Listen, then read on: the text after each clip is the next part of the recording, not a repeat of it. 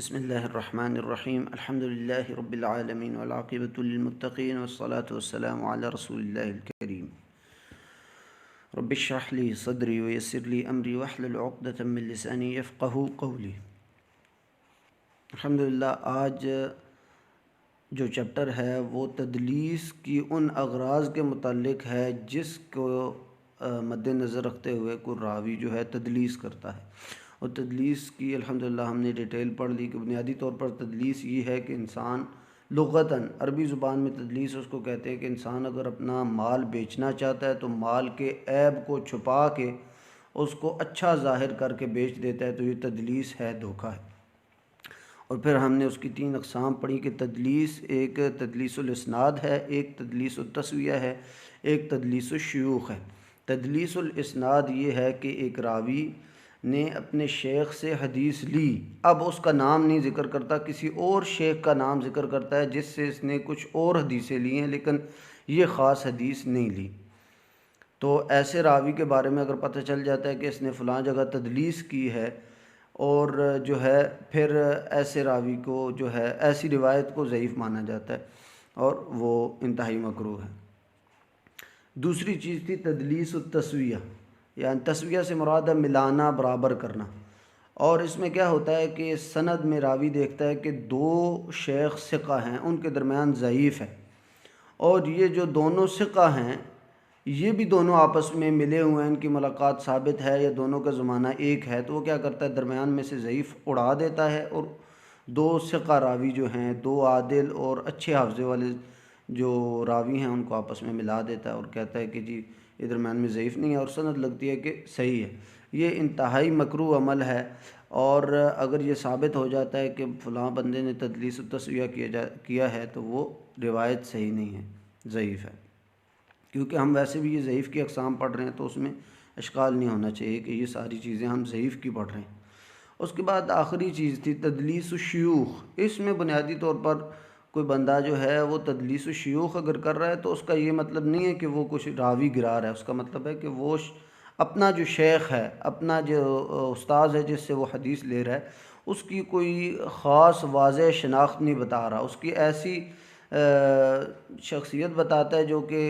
جس کی وجہ سے وہ غیر معروف، یعنی ایسا نام ذکر کرتا ہے جو غیر معروف ہے،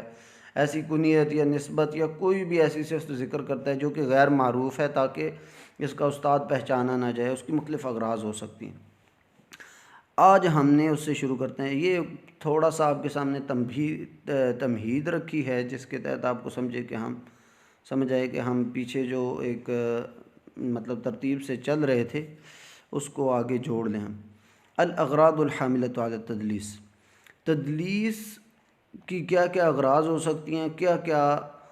مقاصد ہو سکتے ہیں جن کے تحت تدلیس کی جا سکتی ہے یا کی جاتی ہے۔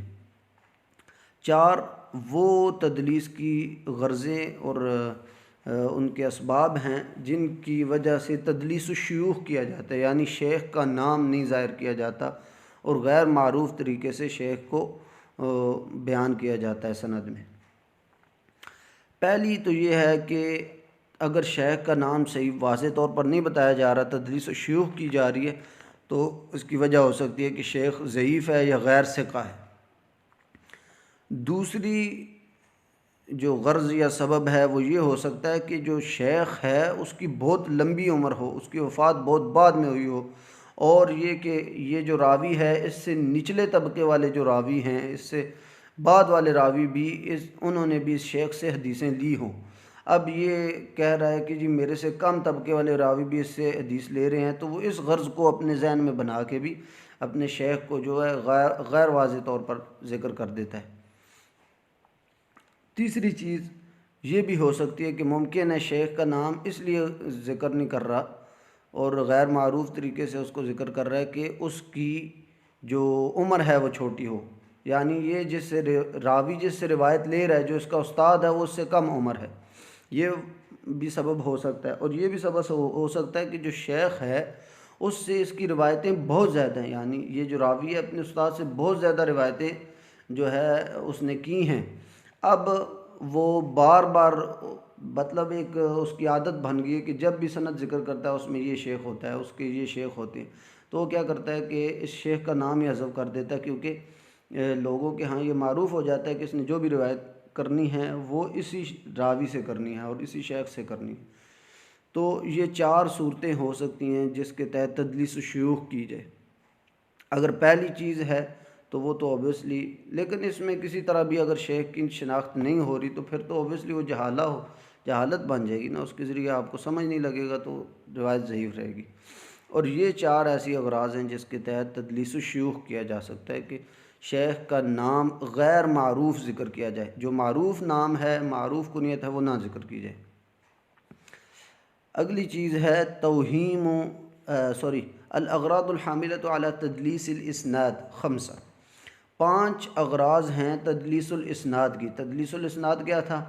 کہ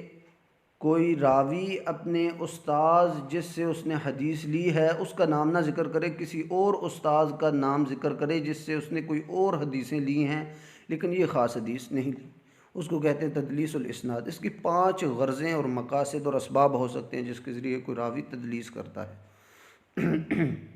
ایک تو یہ کہ ممکن ہے جو دوسرے جس کا نام ذکر کر رہا ہے اور جس سے لی ہے اس کا نام نہیں ذکر کر رہا نا، تو ممکن ہے اس سے مراد علو الاسناد ہو، یعنی اس راوی جس کا ذکر کر رہا ہے اس کے ذریعے اس کی جو سند ہے اس میں راویوں کی تعداد کم ہو۔ راویوں کی تعداد کم ہونے سے سند عالی ہو جاتی ہے، اعلیٰ ہو جاتی ہے، اور اس کو محدثین زیادہ لیتے ہیں۔ تو اس نے ایک غرض یہ بھی ہو سکتی ہے کہ وہ علو اسناد کی وجہ سے وہ دوسرے شیخ کا ذکر کر رہا ہے، اس پہلے شیخ کا ذکر نہیں کر رہا جس سے واقعی حدیث لی ہے اس نے۔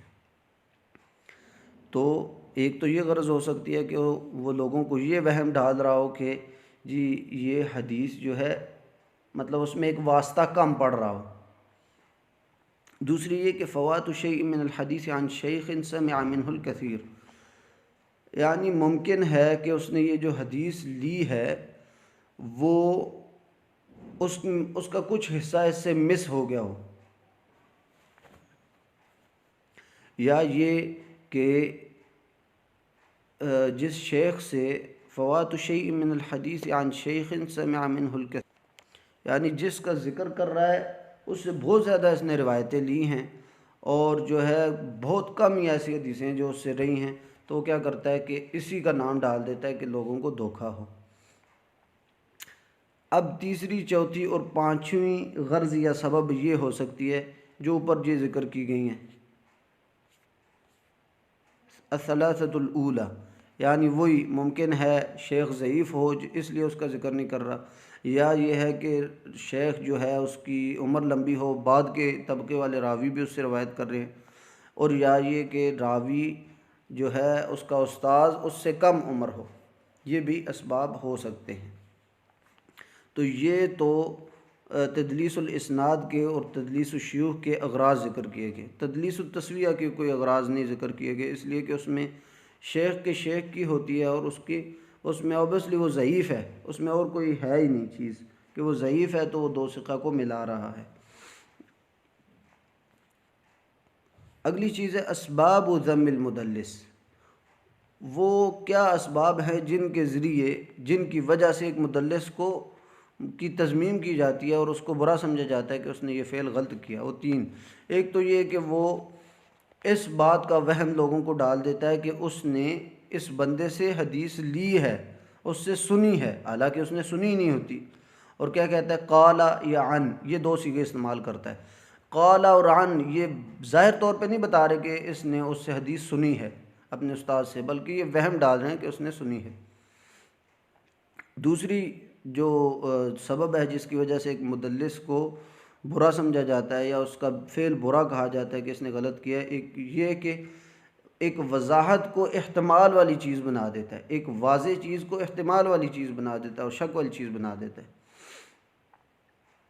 اور تیسری چیز یہ کہ جو راوی مدلس ہے اس کو پتہ ہوتا ہے کہ اگر یہ اپنے شیخ کا نام جس کا ذکر نہیں کیا کسی اور کا کر دیے، اگر اس کا ذکر کرتا تو لوگ راضی نہ ہوتے، یعنی اس کی حدیث کو نہ لیا جاتا اور یہ ضعیف ہوتی۔ اب حکم کیا ہے مدلس راوی کا، اس کی روایت کا کیا حکم ہے؟ اگر کوئی بندہ تدلیس کرتا ہے تو اس کی روایت مدلس کہلاتی ہے، تو اس کا حکم کیا ہے؟ تو علماء کے اس میں دو اقوال ہیں۔ ایک تو یہ ہے کہ مدلس روایت کو مطلق طور پر ہی رد کر دیا جائے گا اور اس کو نہیں لیا جائے گا جب تک کہ اس کی سماعت ثابت نہ ہو، اور یہ قول غیر معتمد ہے اور اس کو نہیں لیا گیا۔ دوسرا قول ہے کہ اس میں تفصیل ہوگی، وہ یہ کہ اگر اس نے سماعت کی تصریح کر دی، یعنی کوئی اور ایسی روایت مل جاتی ہے، کوئی اور ایسی سند مل جاتی ہے جس میں یہ راوی صراحت سے کہہ دیتا ہے کہ حدثنا یا سمعنا یا سمعتو، تو اس میں وہ واضح طور پہ کہہ رہا ہے کہ میں نے سنا ہے یا اس نے مجھے روایت کیا ہے، بتایا ہے، تو اگر تصریح ہو گئی تو ہم اس سے قبول کر لیں گے، بے شک وہ مدلس ہے۔ دوسری چیز کہ اگر اس نے صراحت سے نہیں کہا بلکہ عن یا قال کا لفظ کہا ہے تو اس کی روایت کو قبول نہیں کیا جائے گا، لیکن اس میں بھی تھوڑی سی تفصیل ہے۔ امام ابن حجر نے اور اس کے علاوہ دیگر جو ہیں ائمہ، انہوں نے بھی کیا کیا ہے کہ مدلسین کے طبقات بنایا، اور امام ابن حجر نے ان کو پانچ طبقات میں تقسیم کیا، اور پہلے دو طبقوں سے کہا ہے کہ یہ جو دو طبقے ہیں یہ ان میں تدلیس کم پائی جاتی ہے اور باقی جو ہے ان میں تدلیس کثرت سے ہے۔ اب تدلیس اگر کم تدلیس کرنے والے راوی ہوں اور وہ عن یا قال سے روایت کر رہے ہیں، تو اس کا مطلب ہے کہ ان کو جو ہے ہم سماعت پہ ہی محمول کریں گے، وہ کہیں گے کہ انہوں نے سنا ہی ہوگا، اس لیے کہ ان کی تدلیس بہت کم ہے۔ تو اگر راوی مدلس ہے لیکن بہت کم تدلیس کرتا ہے تو وہ قال یا عن سے روایت کرتا ہے تو اس کو بھی سماعت پہ محمول کیا جائے گا اور اس کو کہا جائے گا کہ اس نے واقعی سنا ہے۔ لیکن اگر بہت زیادہ تدلیس کر رہا ہے، بہت زیادہ روایتیں اس کی تدلیس کے ساتھ ہیں، تو پھر اس کی روایت قال یا عن کے صیغے سے نہیں قبول کی جائے گی۔ اب تدلیس کو کیسے پہچانا جائے گا کہ اس روایت میں تدلیس ہوئی ہے یا اس حدیث میں تدلیس ہوئی ہوئی ہے؟ دو طریقے ہیں۔ ایک تو یہ کہ مدلس خود بتا دے، اگر اس سے سوال کیا جائے کہ کیا تم نے اس روایت میں تدلیس کی ہے تو وہ بتا دے گا، جیسا کہ ہم نے مثال سفیان ابن عیینہ کی پڑھی تھی کہ انہوں نے ڈائریکٹ زہری سے روایت کر دیا تھا، حالانکہ درمیان میں عبدالرزاق اور امام معمر دونوں کے جو واسطے ہیں ان کو چھوڑ دیا تھا۔ دوسرا یہ ذریعہ ہے جس کے ذریعے پتہ چل سکتا ہے کہ کسی نے تدلیس کی ہے کہ کوئی امام جو ہے، بڑے بڑے امام جو ہیں انہوں نے بڑی بڑی کتابیں لکھی ہیں مدلسین کے بارے میں، امام خطیب البغدادی ہے، ابن حجر ہے، اور دیگر جو ہیں ائمہ حدیث، انہوں نے ان پر کتابیں لکھی ہیں۔ تو کوئی امام نص میں لکھ دیتا ہے کہ فلاں راوی مدلس ہے اور اس نے کثیر تدلیس کی ہے، اور اس کے بارے میں جو باقی ڈیٹیل ہے، تو اگر امام کسی کے بارے میں کہہ دے کہ یہ مدلس ہے تو اس کا پتہ چل جاتا ہے، یا روایت کا بھی خاص کر پتہ چل جاتا ہے۔ اب تدلیس اور مدلسین، اس پر مختلف کتابیں لکھی گئی ہیں۔ 3 کتابیں امام خطیب البغدادی نے لکھی ہیں تدلیس کے بارے میں۔ واحد فی اسماء المدلسین و اسمہ التبیین لاسماء المدلسین۔ امام الخطیب البغدادی نے 3 کتابیں مدلسین کے بارے میں لکھی ہیں، ایک میں ان کے نام ذکر کیے گئے ہیں، اور دوسری جو 2 کتابیں ہیں اس میں تدلیس کی انواع کی ڈیٹیل اور اس کے بارے میں انہوں نے لکھا ہے۔ اور دوسری کتاب ہے برہان الدین ابن حلبی کی، اور یہ اس کا نام بھی التبیین لاسماء المدلسین ہے۔ اور اس کے علاوہ امام ابن حجر رحمہ اللہ کی ایک کتاب ہے تعریف اہل التقدیس بمراتب الموصوفین بالتدلیس، یہ بھی مدلسین کے بارے میں کتاب لکھی گئی ہے اور ان کے نام بھی اس میں ذکر کیے گئے ہیں، اور اس کے علاوہ دیگر چیزیں۔